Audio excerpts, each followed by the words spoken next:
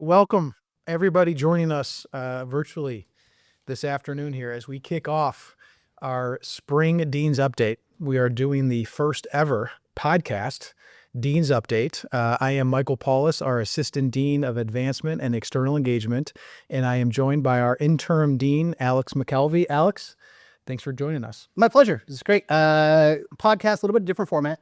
Yep. So as you'll probably hear, we're going to make it a little bit more lighthearted, a little bit more conversational, less formal, a little bit more kind of the dry jokes. Yep. And I think to really help set the tone, you may see that you brought a couple friends behind you. You got a couple ferns. Yes, we do. Because nothing says lighthearted and fun than ferns. Nope. I can't think of anything. Yeah. So that was really the tone we're trying to set. But it'll be kind of the regular types of discussions, updates, all the cool things going on at Whitman. We will have a couple special guests in a little bit. Yep. But we're just trying something else in terms of format. Yes, switching up the format. The last several years we've done different types of Dean's updates, a lot of them being directly from the Dean in their office. And then in the fall, we tried a new way of communicating with our alumni, parents, and friends through a moderated discussion that we had. Mm-hmm. We had a lot of great feedback. One of them was really centered on your socks, actually. And excellent. I'm glad you started with that. I thought we were going to start off like today's Whitman Day. Happy Whitman Day. Well, we're going to get there. Okay. Yeah. But you want to do socks? So last time the comments of my socks, the rubber duck socks, you can look up. It's online. It's on YouTube. It's gone viral, obviously. Yep. And so I think the people missed the context, that's a shout out to my kids. Yeah. I did not wear the rubber duck socks today. Today I have octopi. Fantastic. Octopi. And part of it was because the background of those socks is black, so to match my suit. There's a little bit of pink on there. So I like pink, but it's octopus socks today. I'm not going to show you because I'm not that flexible. Yep. To bring my leg up, I think that would also go viral for the wrong reason. But thank you for starting off with the socks. Yes. So we've got a podcast format. Welcome, everybody. This is Whitman Day. We're happy Whitman Day to everybody. We've got a full day of events. We've already started out this morning.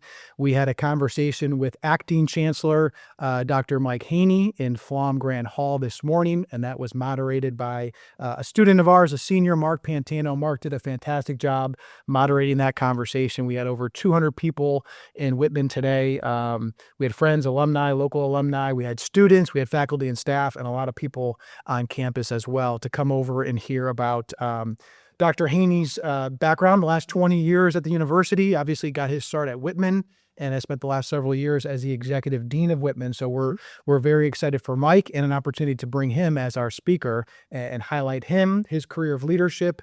And again, Mark did a fantastic job. So we just broke there a couple really, an hour or so ago, came right to the booth here. And pretty much. And Mark's a remembered scholar, a member of the Hendricks Chapel Choir, superstar student. He's going to go and travel South Africa after graduation and then start his employment in insurance during a rotational program. So very impressive. Was delighted to get him some airtime, and it was really kind of setting the tone with having students first and that focus that having him interview Mike Haney. Yes, did a great job. We had a great building, a lot of good energy today. We've got the podcast here. We're going to provide some updates on the Whitman School, our 5-year transformation plan 2030. And then this afternoon, we have in the building what is called WhitFest. So we have a lot of our students, and we've got a new wrinkle this year. We are introducing the Whitman Open, and this is a putt-putt. We'll call it a tournament competition in Flom Grand Hall. So as we speak right now, they are setting up the 9-hole putt-putt golf course. We're going to get the kids set up, and it's going to be competitive. And we've got one really special feature of sync it with the deans. So you can take the deans. And I am going to, I think this is Dean's privilege. I'm going to destroy the young people. Yep. It is going to be embarrassing for them. Yeah. Fun fact, I'm a master at mini putt. Grew up mini putting all the time, done it internationally, here, there, everywhere. I know it's going to be relatively flat, but we haven't seen the course yet, but I have my team up measuring so at all the angles, all the breaks, so I can destroy the young people. Yeah. Well, and the way we actually timed it up this year with Whitman Day was coming off the Masters. So you were able to compete last weekend at the Masters, but also come forward this week and still make the Whitman Open. Yeah. I think what we wanted to do as well with the Whitman Open is when we break their hearts, that they just go back and study for their exams. It is the last week of class. Yes. And so it'll be a very clear, hey, don't give up your academic career to play professional putt-putt. Just go back and study. Yeah. But you can have fun. So we're having a lot of fun this afternoon with that. And then we'll wrap up with some regional events as well that we're doing in some of our larger cities with our alumni. So let's jump in here. Alex, happy Whitman Day again. Let's start with some good news.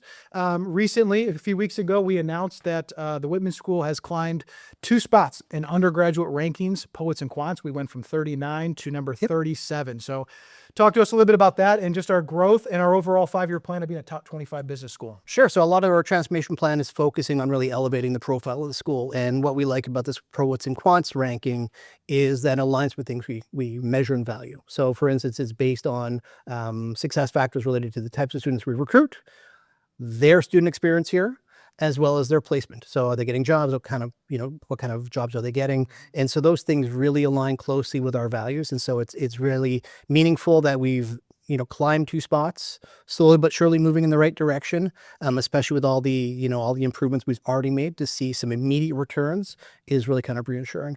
Obviously, with any type of ranking, the improvement in rankings is not the goal. It's just a reflection of all the things that we're doing. Yep. So some rankings, when they don't align with what we're doing, we're not following them. But these ones clearly emphasize things that matter: student quality, student experience, and career success. And so we're really emphasizing that one. So that's great news. We had other good news on different rankings. We were top 50 in the MBA. This is the first time our program's actually broken into top 50. That's by Forbes. So that's another major ranking.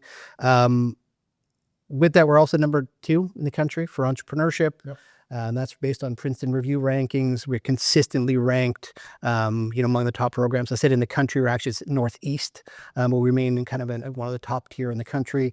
What people might have missed, and this is coming directly from that Poets and Quants ranking, is we're rated number 1 in the country for experiential learning participation. Yep. And so when we think about all the investments we're making into experiential learning, making sure it's pervasive throughout our entire program each and every year, really getting that meaningful feedback from this rankings organizations based on student feedback. It's really reassuring. It's a clear area of emphasis for us. So being rated number 1 in the country is a huge deal, and it's a reflection of all the great work our entire team, staff, faculty, students, alumni are doing to get there.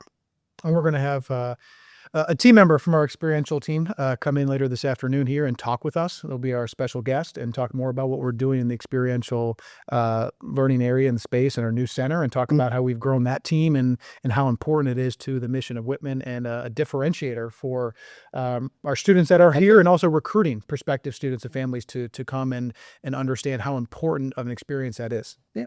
Now, one of the rankings that I forgot to mention is we're also ranked number 2 in the country for our online business program. This is in conjunction with the College of Professional Studies. So we do have, an online Bachelor's of Business program related for kind of non-traditional learners. And so that's also rated number 2 in the country. So how I forgot a couple of really top rankings is embarrassing, but you're making me nervous. Yeah. And so I was glad I was able to get that in there before it's too late. It's the first podcast. We're trying it out. Hopefully we get enough likes and subscriptions to continue. Yeah. Like and subscribe, folks. We're thinking about getting this picked up and pitch it to a few networks, and we'll go from there. I think for the comedic stylings mostly. Yes. Dry humor, which everyone watching online is appreciating right now. I hope so. Yep. If not, we'll hear about it. So career services, 98.1% of our students are employed after graduation. Those are students who are pursuing jobs. Alex, talk to us a little bit about that. The last 2 years in a row now, we've had 98% plus job placement, and just the importance of the environment we're in, ROI of higher education, all the challenges and headwinds that we're facing right now. How important is that percentage for us? I think it's important. I think it's extremely important. I think it's also at a business school, this is what parents, students, their families expect. That you come to a place like the Whitman School as a top 35 business school, and you're expected to launch your career, and you're going to have good jobs. But importantly, we have the connections, we have the firepower to make sure our students have a successful start to their careers. And so the fact that we've now 2 years in a row set that bar at a very high level, 98% and above, this is undergraduate, by the way, it's so important, because it really is a reflection of the fact that our students are in demand. That if you were genuinely looking to get a job, you're finding success. And I think that's where we're going to continue to grow. But the new bar has been set at 98% or above. And so with that, we're really thankful for all of our corporate partners, a lot of our alumni, a lot of the parents, and the hardworking students to get us there. but it's also a reflection of the classes that we teach, the outside of the classroom experience that our students have to be able to practice their interviews, to get the feedback of their resumes, build a resume that really illustrates and highlights their skills and talents, and then being able to be successful in a very competitive job market. And that's also important, right? We're not the only top tier business school trying to place students into top tier organizations and places that our students would expect to start their careers. So that level of success is a huge accomplishment, which is why we've been seeing a lot. And especially this last year where we know it's become a little bit of a harder job market. That we maintain that above 98% success rate is huge. Yeah. And we've reached out, over the last several weeks and months to a lot of our leadership volunteer boards, our management boards, to our parents, and consistently to our alumni, always asking, if you're able to help, host students, interview, mentor, share job postings. If you have anything on LinkedIn, we're consistently looking for those opportunities to partner with our career center and our career services team, employer relations, and make sure that our students have opportunities for jobs. And the best way to do that is to have a connection to that company, whether you're a Syracuse alumni, parent, or friend. We'll talk a little bit more about this at the end of it, but we're always looking for your help and hand raisers if you have the time to do that. And you always hear when I talk to alumni how someone paid it forward. So when they were students here, that alumnus help open the door, to help go for a cup of coffee, to provide a pep talk, provide feedback, that it's a recurring theme in almost all of my conversations about how someone helped them. Yep. And so now it's time to help this new generation. And so, one of the things that is really important is continuing that positive momentum. It is good for everyone when our ratings go up, our rankings go up, the job placement goes up. I think it helps, elevate the entire brand and the whole student experience. And so with that, when you think, oh, hey, maybe graduated 20 years ago, the current rankings is what people know. No one knows what was your ranking 20 years ago. Yeah. And so the fact that we can help open these doors and provide that opportunity really is going to be a great reflection of the community that we're building and have built over the last couple of years. Yep. Next, launch of the Experiential Center. We recently had a large launch party to celebrate bringing together and integrating all of our experiential functions under one Experiential Center. Can you talk about that and the importance of that? Sure. So I think the most important thing is our clear commitment. And experiential learning has been, been in the forefront of Whitman education for years. I think, students know, and a lot of our alumni know about the Orange Value Fund. That's really kind of the marquee program that we have, where they're managing as part of a hedge fund a $9 billion set of assets. And the students who participate go on to amazing career success. And then we also have programs through entrepreneurship, case competitions. And what we saw was that, there was a lot of activity, but it wasn't structured. It wasn't organized. It wasn't part of a same team. And so we're able to really build that infrastructure with that experiential center. They're located now in a physical place on the third floor, where we actually say, welcome to the Experiential Center. We built a team around it. So what we've done is we've provided this kind of one-stop shop for all that we're doing with experiential. Now, what that program does is not take away from, what faculty are doing in the classroom and what individual centers and institutes and programs are doing. It provides a lot of the background team to do the legwork, to provide a professional touch to that. So for example, with all of our study away and all of our study abroad programs, having a team that can help set those up, organize those, negotiate contracts. It's not in faculty's expertise to do that type of work. So now that we have a team in place, the infrastructure, we can put all of those programs through that to make sure that, everything's organized and well done. Now, what that also does, it also sets the tone for where we're going to grow in the future. We have aspirations to make sure that each and every student, each and every year has a signature experiential program. Whether it was this year, we had a variety of activities with corporate partners related to our new business and technology class. That's where students get AI certified. And so they provide a lot of the infrastructure in the background to be able to bring those companies in, have those meaningful experiences. One was a promptathon, like AI prompting with Microsoft. And so being able to make those connections, bring them in, that was a really good first start for first semester students. This semester, we have a lot of sophomores, actually every sophomore taking our people management class, doing virtual reality training. and also working in simulations with professional actors. And what that does is it allows students to practice having difficult conversations in a safe environment. And I think the idea is you can have those, you can read about those difficult conversations, you can talk about them, but actually having those with real feedback, with a real person or with AI that's going to provide you feedback based on the virtual reality simulations, that is a much more meaningful experience. So as we're continuing to roll those things out, case competitions with a real estate center, all these other programs are now being managed and facilitated by the Experiential Center. So it's a huge commitment for us, but it's also one of the areas that I think is going to be maintaining to be a major differentiator in the future, but also aligns very closely with what our students want, what the employers think our students need, and students will remember it more because they've actually applied it, not just read about it. Yep. Exactly. Another program we want to touch base on is the creator economy, and we've launched that.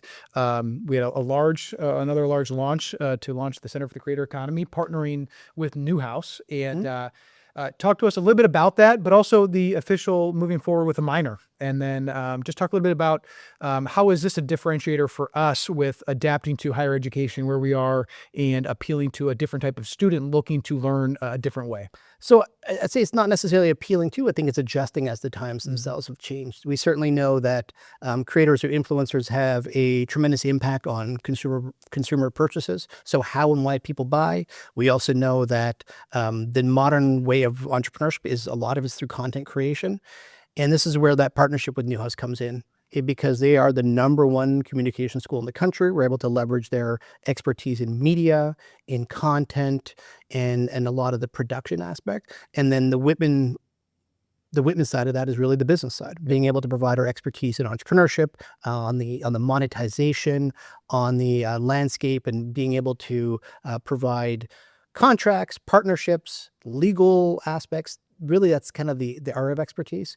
And so we had a multi-city tour. We were in Syracuse. We had a couple launch events here where we brought in a couple well-known influencers and creators. We had an event in New York City. We had an event in DC, really talking about kind of the changing nature of journalism and bringing companies like Substack and how that's kind of the creator journalism has taken hold. And then 2 weeks ago, we were in Los Angeles with a great event that was also podcast style, working with a great company called Scalable, who has a well-known podcast on the creator economy. And then just last week, we had our first kind of creator demo day here in the building, working with Slow Ventures from Silicon Valley, which is a venture capital firm.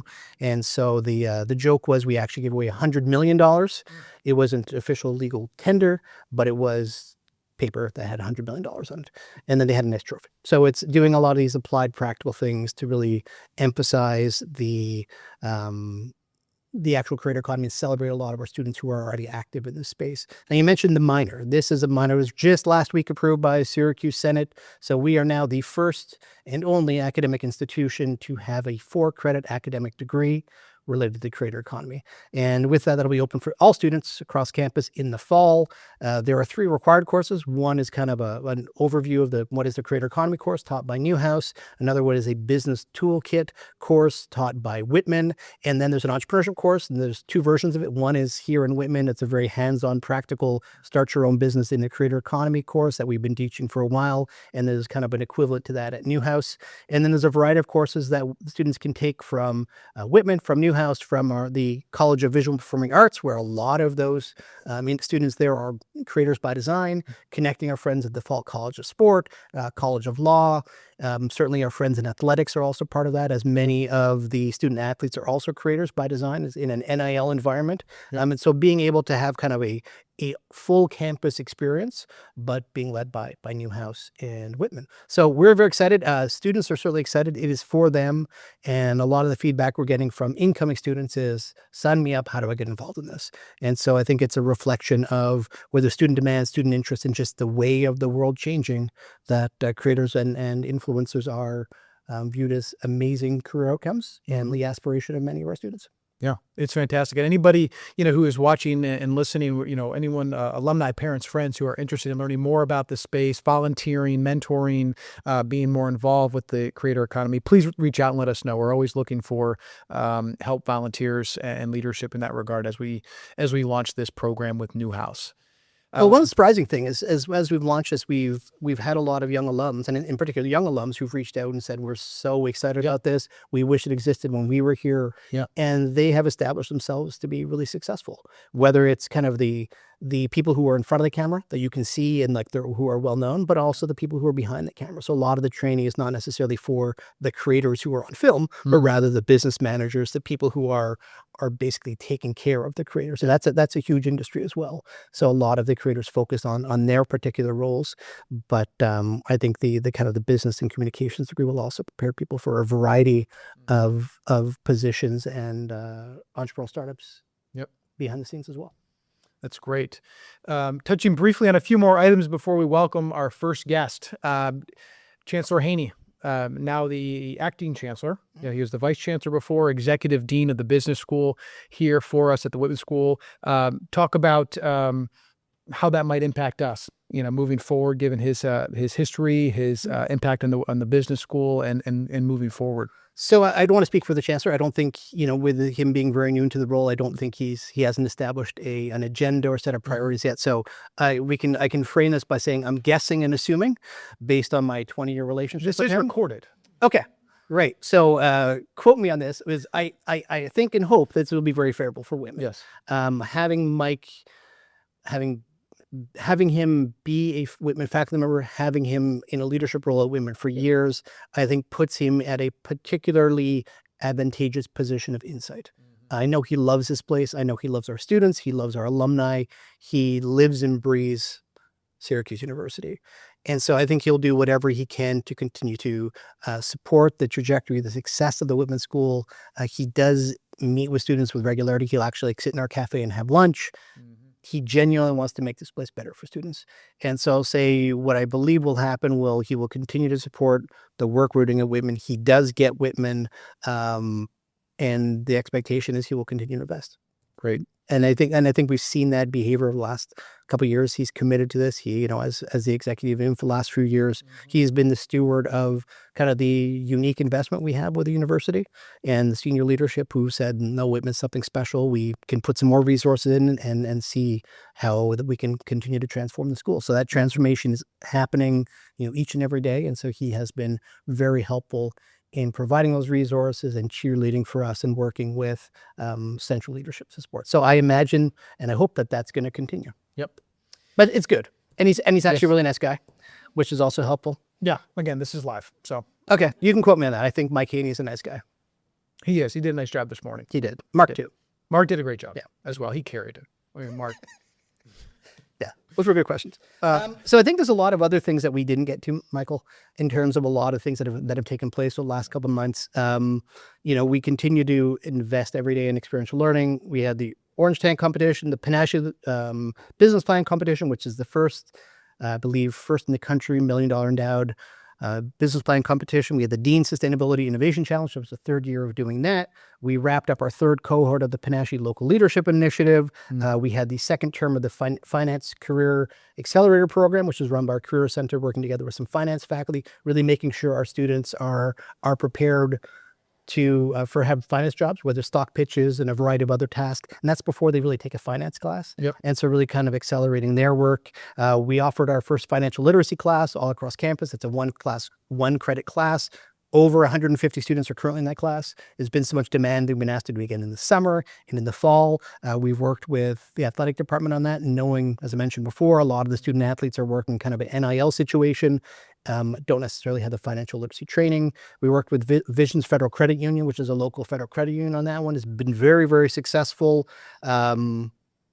We launched a sustainability concentration in our MBA program, knowing that sustainability is not a trend. This is something that for many of our students is like a defining challenge, the generation. So we approved that. That'll be offered again in the fall. A lot of new classes. We brought in some alumni to teach classes that we hadn't offered before. And so there's really just such different levels of momentum and innovation as we continue to transform the school. So I could talk for probably the rest of this session about all the new cool things that our faculty or staff in our school are doing. Yep. But I do know that we have a guest coming up. So I don't want to steal her thunder. No, we don't. And we're not going to have any commercials because we don't have any sponsors yet. Okay. So we're going to jump right to introduce Roshawn Kershaw. She's coming in. and she's going to come in here. And Roshawn is our She's just getting her water. Here she is. Handing over her phone. Got by security, okay? It's really strict around here. Welcome, Roshawn. Hi. How's your day? Pretty good. Very busy, a little nervous, but we're doing fine. What are you nervous about? Nothing. Is it the amount of Not a thing. viewers we have? The number of cameras in my face right now would be one. But we're doing good. I don't know the viewers, and we're going to keep it that way. Let that be a secret. Only YouTube know. Okay. Great. You're going to see it on your social media feed later. You're going to get text messages. Yeah, my grandmother follows Whitman on YouTube, and it was pretty popular when we did the Transformation 2030. So I don't know. Great. We're excited to have you. So you were known as the bringer of fun here in the building. I like that title.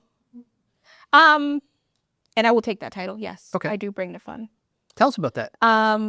Well, I run the Goodman and Press program, and that is quite literally the epitome of fun. The idea is that our students are competing against each other to be better people. And I think that that's a pretty good deal.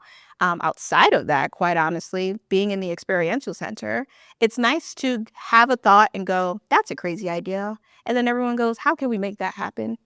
And it does. So we're a group now. We're a group of fun. Okay. So we gave the very brief overview of the experiential center. Yeah. And so you're saying it's the whole team's the bringers of fun? Oh, absolutely. If you walk by 315 on any given day, someone described it as a cackle of hyenas, right? And that is okay. I will take that Have you title seen the line? and we will share it. Right. Is it actually a cackle? Yeah. Okay. Yeah. Sounds a little crazy, and that's okay. Yeah.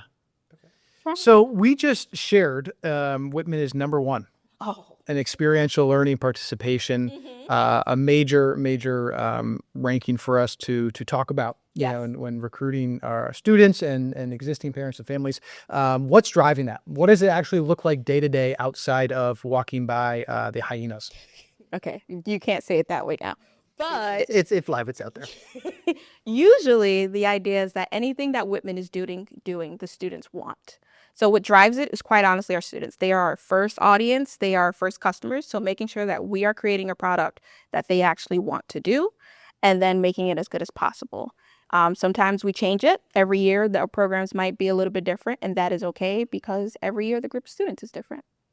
So you talked about the Goodman and Press program. That's been around for 13 years now. Yes. And has been incredible for us and for our students, students developing their soft skills and getting ready for job preparation, interviews. We do etiquette dinner so they know how to order. Alex should actually probably sign up for that this coming fall. Ordering food? Well, I don't know. He's been to every single one of them. He should have learned something by now. So I've taken Spanish for a long time throughout my life, and I still haven't quite mastered it. But this could be one where, well, you know. we'll invite you back Yeah. next year. Okay. Yeah. Save a spot for Alex. Yeah. Thanks. Just in case he could. The etiquette part. The whole fork and the knife thing still gets on. Yeah. But it's just really impressive, and no pun. Gosh. Can you give us an example from this past year? When you say students want to go on certain trips, certain areas, certain experience, can you give us a few examples from this past year? Yeah. So a highlight of being in the experiential center is now all of the fun things are mostly in one area. And I say mostly because experiential happens all over the building, right? You still have the career center who are doing programs. You still have our corporate relations. But within the center itself, we have our study aways, we have our case competitions, we have capstone happening on Friday, but we also have some of our leadership programs like the Panache Local Leaders Initiative and our Goodman Leaders Academy. So in all of those iterations we have going on around the academic year, there are students who are learning skills. They're meeting with alumni. They're talking to each other and building their own network within the Whitman walls, which is what we want them to do first, always. So it's nice to see them usually, I would say, let's say for the Goodman Leaders Academy, which is a program that's been going on for about 3 years now. It was one of the reasons why I got invited to Whitman to hopefully interview and have a job. So I'm really happy about that. It's really good to see our sophomore students. They're usually the high achieving top 20% of their class. They're invited to join. Go from really timid, little unconfident about their skills as a student. And then you get to go through a host of workshops. We do a retreat usually to a local place. And then they leave and they're confident. We have a student who right now just accepted an internship at State Street. And she just did intern, preparation with us. So it was really nice to see the skills that we're giving them hands-on learning opportunities, them using it and like getting tangible outcomes for it. So when you think about soft skills, that's, at the heart of the Goodman Press program and really foundational to our work experiential. How do you train that? I feel like people envision soft skills as everyone is sitting around in a circle talking about how to actively listen, right? Like that's not necessarily helpful in a way, but our idea is that we are bringing in professionals from around the country to talk to our students. We have the ability to give them the space to create a program that they think is tangible for our students. We usually give them some parameters, right? Like we're talking to high achieving students. You don't have to water it down for them. They know how to actively listen. We want them to practice it. So you could read in a book how to do active listening. I'm sure ChatGPT will spell it out for you, but unless you practice doing that in real time with someone in a very low stakes environment, the idea is that Impress is low stakes. We don't want students to feel like they're really competing for livelihood here. Then they kind of flourish. They realize that, it wasn't as scary as it could have been to go network with that alum once we send them to a career exploration trip. Great. So because you've been here for a few years, can you think about, a particular student, you don't need to name them by name, who just kind of transformed over time, right? So you kind of talked about, within the same year, within the same program, saw a bit of transformation, but you have the benefit of, because you're social, because you're so visible in the building and engaged, you can actually see kind of the year over year progression of a student. Yeah. So I was just talking to our seniors because they were freshmen when I first started a job. September I started and they were coming in as a group of students. So it's nice to see a full progression of a group of students go from freshmen who don't know what major that they want to study in at all, and they're just going to Impress because their SOM professor told them points are important, to seniors who are like, I actually need to go learn that particular skill before I go into the corporate world. There are a wide range of what that looks like, right? We have a number of programs that allow you to build certain skills, whether it's a soft skill through the Goodman Impress, or if it's a hard skill certification through WIRE. The idea is that students are creating their own recipe for success. We don't have necessarily you need to do this, this, and this to be successful.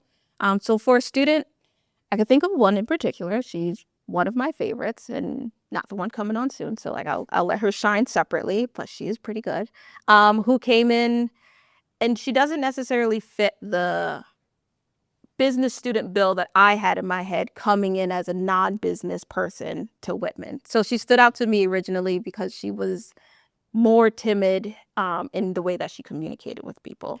But now she can walk into any room and she knows, how to talk to people. She was happy to bring in any freshmen. Last year, we had a freshman who was kind of not sure about their placement, in Whitman. And she was one of the people I could call on and go, like, hey, can you go hang out with this student for a couple of hours and hopefully bring them to a couple of, clubs? And that's exactly what she did. So it's nice to see our students take ownership. Well, that's great. Well, it also thinks about their, also reflects their leadership ability and their actual genuine care on other students. I think that's the type of leader we want to build as well. Empathetic, kind, supportive. Obviously they get the great technical skills in class, but being able to also provide those important leadership and durable skills to shape their character. I think that's a good illustration. So we started off with you being the bringer of fun. Last week of class, we got graduation coming. What is the most fun thing you're looking forward to round out this academic year? Oh, well, last week of classes, right? We have capstone at the end of the year. However, my particular fun thing is next week is the Impress Awards. So every year in, Impress, we have our 4 houses and they compete. Our students are earning points. And right now, Harrison House has won in a landslide. Pulling stats, because that's what we do here at Whitman. We have all the stats.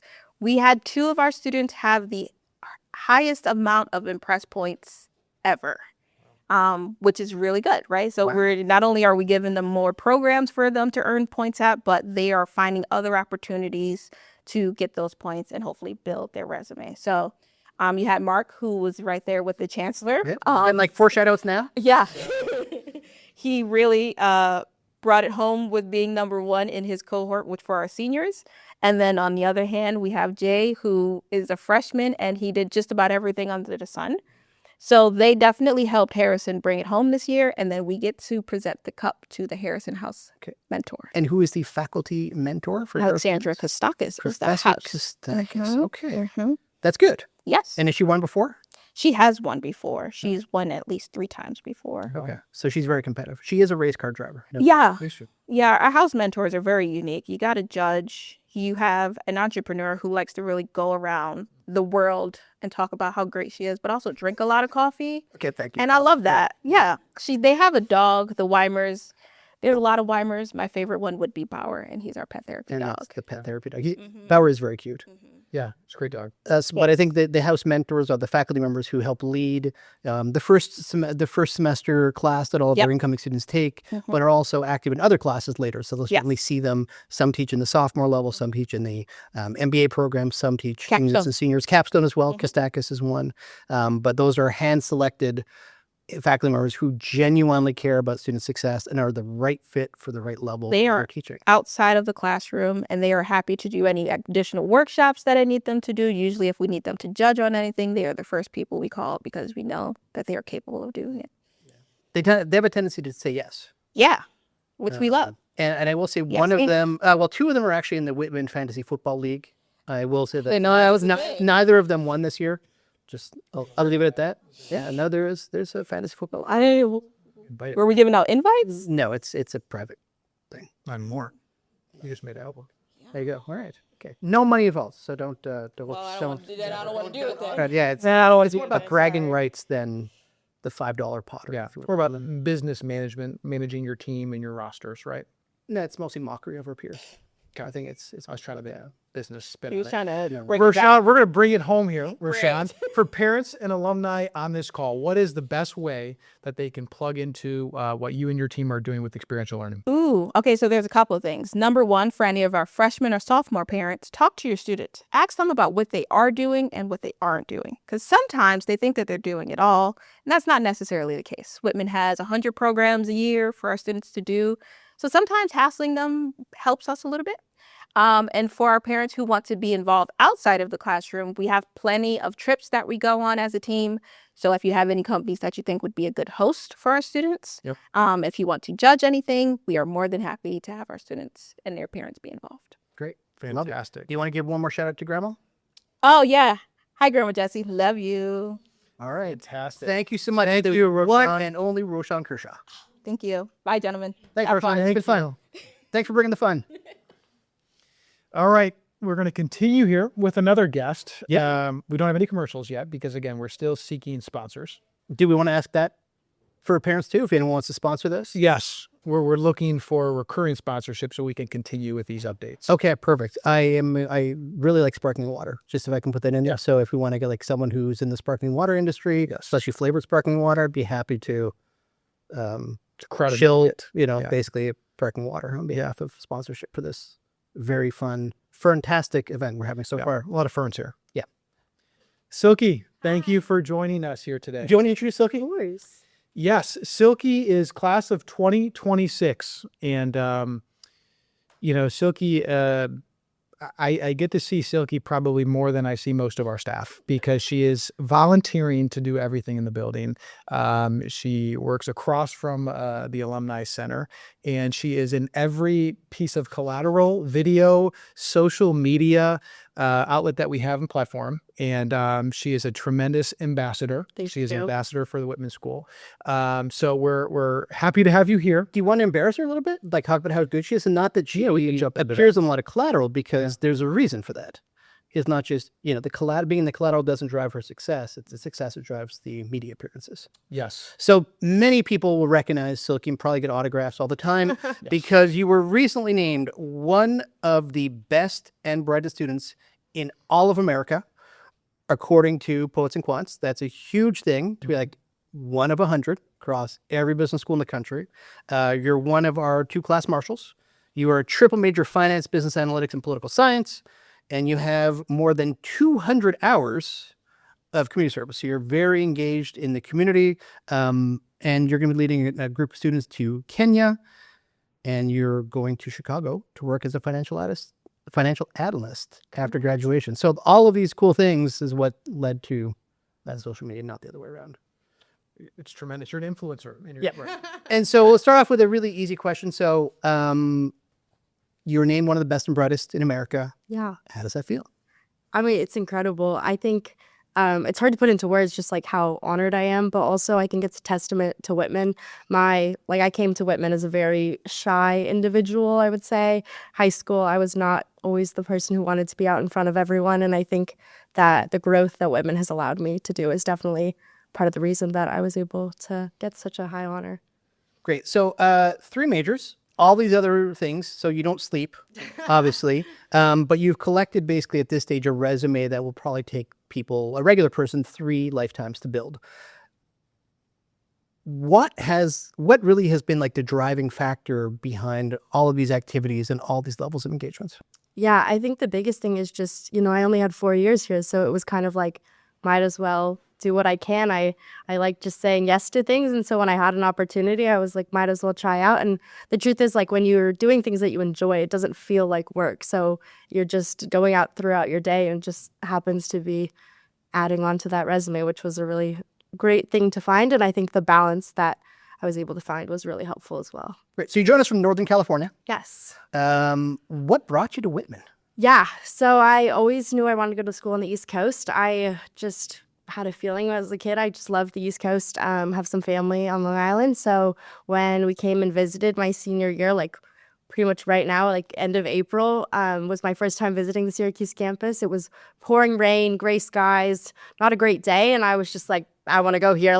And my mom didn't quite understand why, but when we spoke to the Whitman staff and just heard everything they had to say and how accessible the faculty was, pretty sure we just coordinated a professor and just chatted with her for an hour and just heard about the school, and everything that she had to say was so amazing. Syracuse was also one of the only schools where when we asked students if they liked it, it was a consistent yes. And I did not get that at many other schools. So I'm glad the rain and cloudy skies made you feel at home. yeah, That's an important thing. So as we think about cloudy skies and rain to sunny Kenya, yeah. in a couple weeks, you're going to go to Kenya. This is the first time a graduating senior has gone back to Kenya. It's traditionally sophomore level students at the end of their year. So what is this experience going to Kenya and going back to Kenya and leading that group of students really meant to you? And why would you want to do it again? Yeah, it's an incredible honor to be going back, and I'm really excited. I had such an incredible time the first time. I think it's so important to see how business works in other cultures, and especially in such a different culture from the U.S. I think that's a big part of Whitman, is just kind of experiencing other cultures abroad and understanding how that impacts business, because business isn't a domestic thing anymore. It's global all the time. But I'm excited to go back. And this time I think having a more present mindset, since I'm already used to what I'll be seeing for as much as I can be, having been there once. But I'm really excited to see the team be there for the first time. It's really cool to have kind of a leadership role and watch them grow and change throughout the experience. That's great. Now, as a senior, you might be in a very reflective state here as you kind of wind down and graduate. Commencement's coming up here. As you look back at your Whitman experience, what is one thing that you wish you had done sooner? Definitely research careers. I think understanding what the different roles within finance look like as a freshman would be a really helpful thing. They started the Finance Career Accelerator program, and I think that's a really helpful way for students to figure that out a lot sooner than I did. But I think it's easy to slap a title onto a job, but really understanding what that looks like day to day is more important, and I wish I'd researched that a little sooner. That's great. And for parents listening, active parents who have students here, what advice would you give to them on those conversations? Just encouraging your kid to keep researching things. My mom was always trying to get me to look earlier, and it's hard because, I'm trying to enjoy life, and it feels like Syracuse is going to last forever, but those 4 years really do fly by. So I think just a good reminder that it's never too early to start looking, but that doesn't mean you have to give up the fun and being a student at the same time. So on the theme of reminiscing, Yeah. happiest memory. Definitely either capstone or my Psalm 122 presentation. They felt of equal weight at the time. I think just presenting all your hard work at the end of a semester, there's nothing like it, working with a team of people, and just getting to kind of show off everything that you've learned and what you put together. So for people who don't know what Psalm 122 or capstone are, Yeah. gotta give them the quick overview of what those are. So Psalm 122 is the first intro to business course that we take. I don't remember the exact title of it, but it's kind of your first business course, and every book every team reads a book that has some sort of business concept. And so you take the teachings from that book and then you teach it to the class as if you were a consulting agency coming in and teaching that. So we had a book about how to use humor in business. So we were the comical consulting group. And then Capstone is the culminating event of Whitman, I feel like. So every senior takes an entrepreneurship class where you literally write a business plan for a business that doesn't exist yet, and then you pitch it to potential investors. So it's a really cool way to show off all the things that you've learned about business, about your major, and get to work with other students of other majors as well. Well, it's interesting you picked the very first class you take and then the very last required class. Yeah. I think that those are like the bookends of the education. So I'm glad you picked those. Yeah, it worked out well.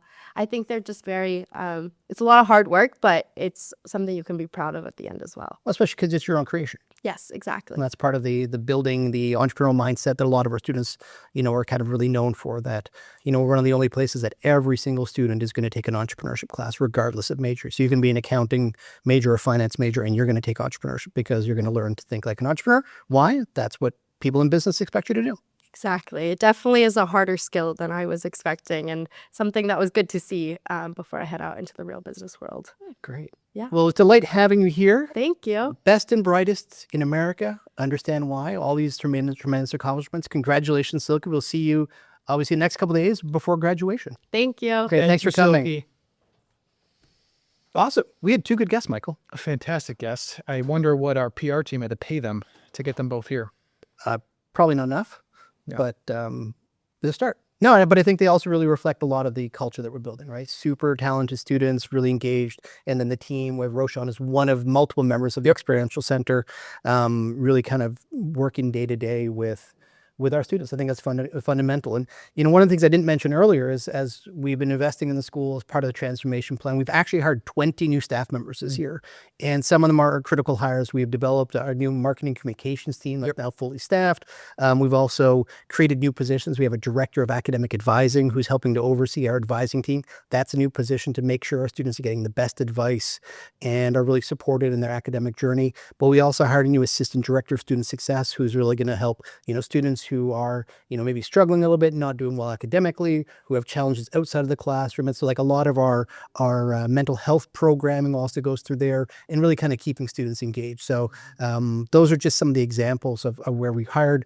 Obviously, we put some investment back in the Career Center as well to really support our student search. But just across the board, there's a feeling of investment and success. And so people can feel the energy of what we're building, but also when you bring in really new, talented team members, you're seeing the impact of what they're providing across the board. And so we've got a lot of new energy with some of the new folks we've hired. That's great. And that's a great transition to our first live Q&A. So if you're watching, listening, and have a question, please submit those questions here. We'll take a few as we kind of wrap up. As we talk about investment over the last 3 years, I know we launched this past year publicly the Whitman Transformation 2030 plan, a 5-year plan to be a top 25 undergraduate business school. But there was a silent phase, as they say in the biz, where you're Maybe not silent enough, Michael, but it was not silent within the building. Okay. The building knew. We made a lot of investments in the building. Physical structure, when you walk in the building now, it is completely different from it was 3 years ago. You talked a lot about staff investment, what we've done department by department, hiring 20 plus positions. We've hired faculty. We've created departments. We've changed reporting lines. First question that has come in is, are we on track for Transformation 2030? yes. Would you like to expand? Oh, do you want me to? So Yes. I think that's it. And I think that's where, when you look at a lot of the areas where we're investing and the variety of goals and objectives as part of the transformation plan, there's so many different moving parts. And a lot of them are visible to people on the everyday basis, right? Like what we're doing in the Experiential Center. Everyone knows and feels that. When we're investing in top quality faculty, we're bringing in the new staff supporting our students. People see that and they feel that. And so those are clear investments, and we have data and KPIs to show and track that.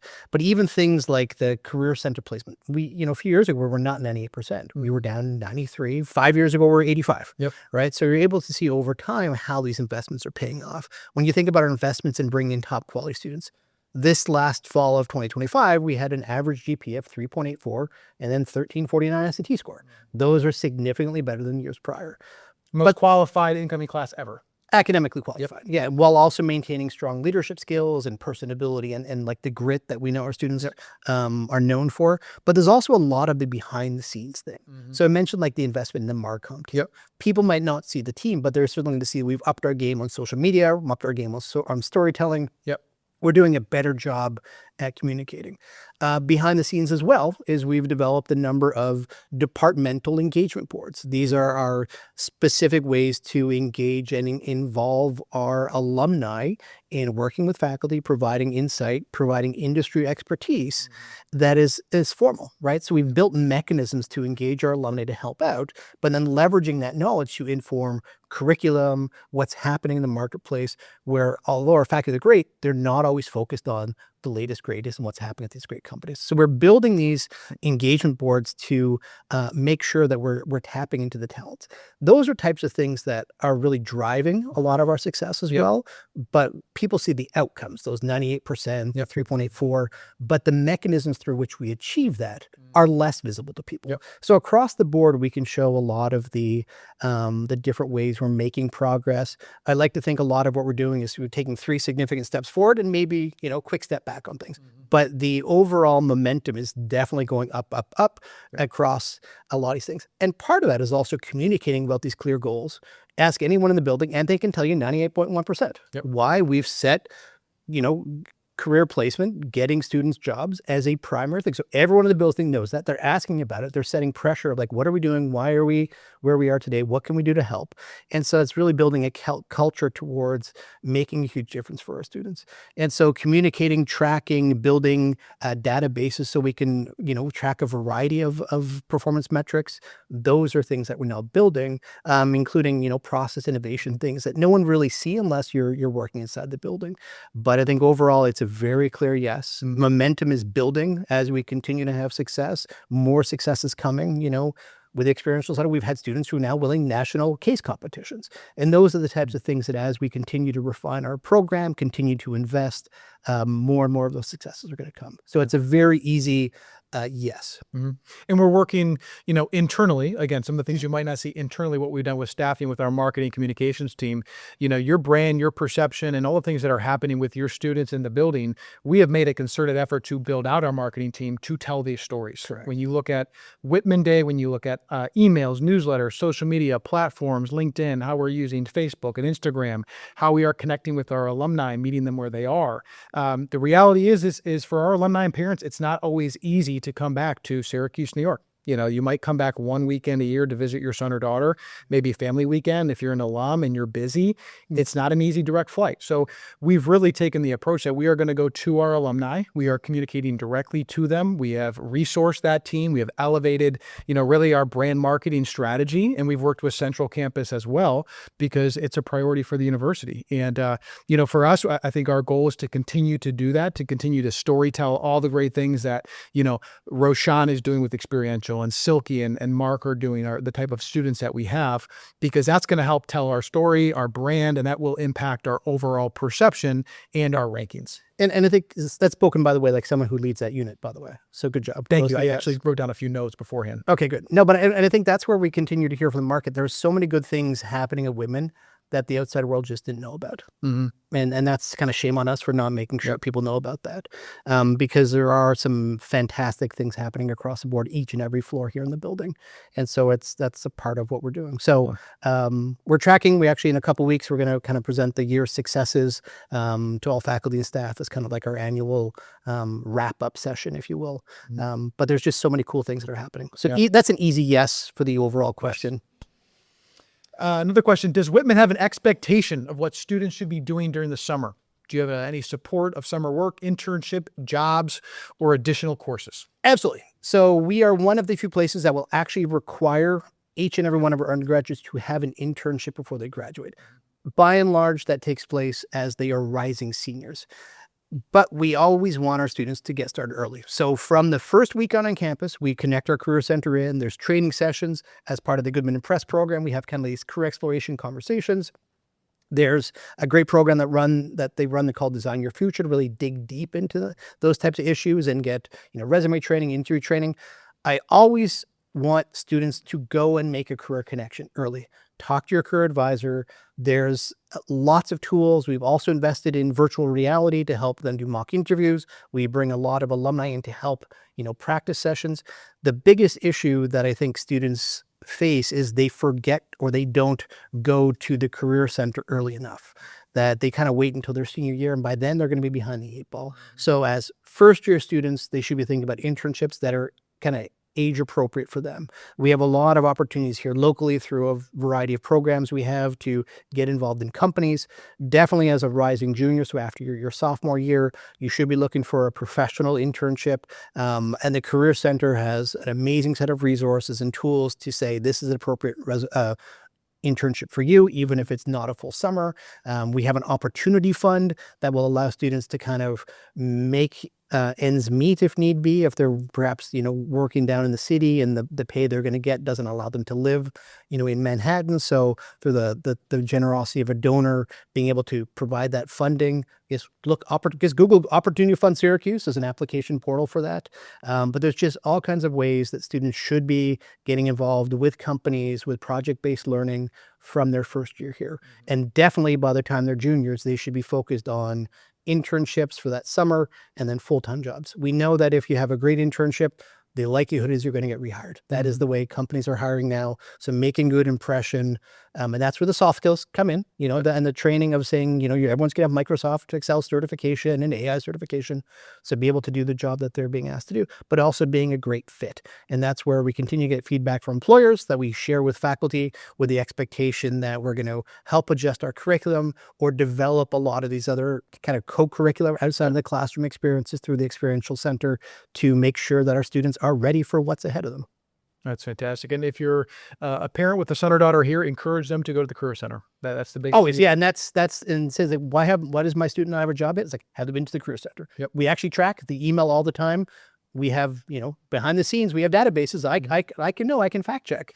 But we definitely want them. We encourage them. We incentivize them. And it's too late.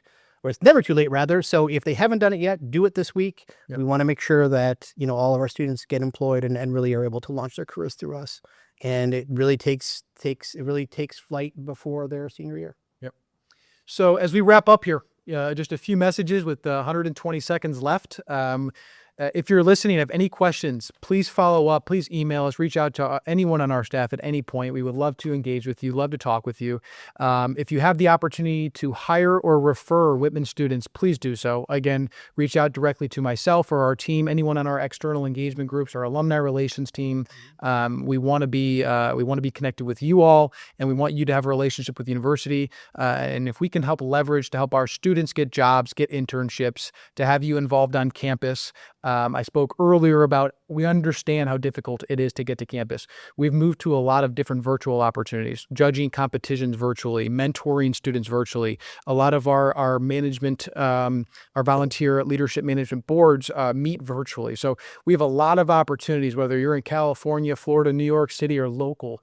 We have an opportunity for you to connect and then give if you can. Philanthropy is important. It goes directly to our students, the Whitman experience, and it helps expedite a lot of the things that we're looking to do here. We've got big, bold plans here over the next 4 years to move up not only in the rankings, but to provide an incredible experience. And the ranking is a reflection of that experience that we're able to provide our students. So please give if you can. And again, that's a conversation we would love to have with you. And I'm going to add a non-financial one. I know it's part of your job to do fundraising. Well, I had talked about jobs and placement first. Yeah, well, how about just a simple one? Just stay connected. Sure. Be our friends.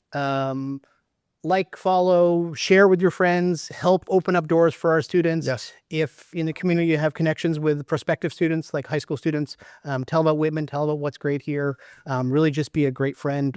I think this is one of the things that's special. We heard this morning from Chancellor Haney, is one of the things that makes this place special is a community building, and especially that idea of being able to say yes. Yep. And the more we can say yes to opportunities, the more we can support our students in their success. And we're looking for all of our friends, all of our stakeholders to help out with that. Yep. And in the ways that they're able. But, there's successful business people out there who are part of our community. We really want your help to support our students in their job search. And our reputation and our success is built one person at a time. There's no student left behind. We really want to make sure that we're getting towards that 100% placement rate.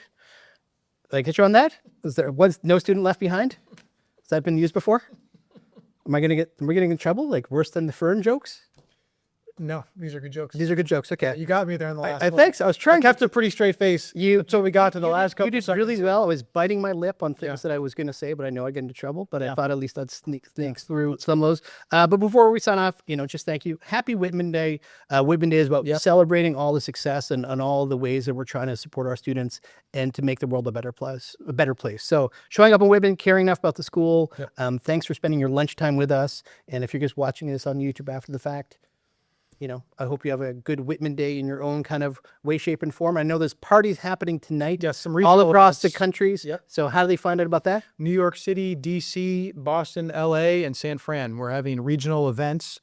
Please look at our Whitman Facebook page, LinkedIn. We posted all the information there as far as joining, registering. We'll take walk-ins. So it's just really an opportunity to get Whitman alumni together and gather at the same place and network and talk with each other and celebrate Whitman. Yeah. And it's, again, it's going back in Cooney. What we're building is truly exciting. Rankings are improving. Students are thriving. We're well on our way towards our goal of being a top 25 business school by 2030. And bit by bit, we're getting there. It's a commitment we make every day. We provided kind of just a few examples, a few nuggets of success. But there's a lot of gold that's happening throughout the building. Yep. Any last Fern jokes to end us off, Michael? No, like and subscribe and give us some feedback if you like this format. Again, we switched formats. We want to stay dynamic in how we are approaching and communicating. And if this is a format that works, we'll continue doing it. Yeah. And fill in those sock questions and comments. We can work on the entire piece. Yes, 100%. That is always open for discussion. Great. Happy Whitman Day, everybody. Happy Whitman Day. Thank you for joining us. Go Orange.